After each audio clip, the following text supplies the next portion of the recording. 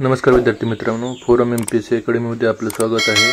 नवीन असाल तर चॅनलला सबस्क्राइब करा अशीच नवीन माहिती मिळवण्यासाठी। हे बघा आपण कशासाठी भेटलेलो आहे तर हे बघा आता जी कंपनीची ॲड आहे ना ते सध्याची स्थितीमध्ये अशी स्थिती आहे की ऑक्टोबरच्या दुसऱ्या आठवड्यामध्ये आचारसंहिता लागणार आहे असं आता न्यूजला येत आहे।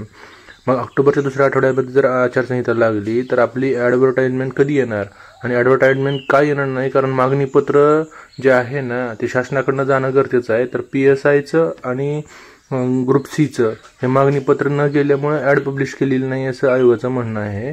तर आता पाठपुरावा करणं गरजेचं आहे। बघा वेगवेगळ्या टेलिग्राम चॅनलवर आता माहिती फिरते आहे की आम्ही याच्यातून पाय काढता घेत आहोत की कंपनीच्या ॲडव्हर्टाइजमेंटसाठी प्रयत्न करताना आम्हाला यश येत नाही आहे।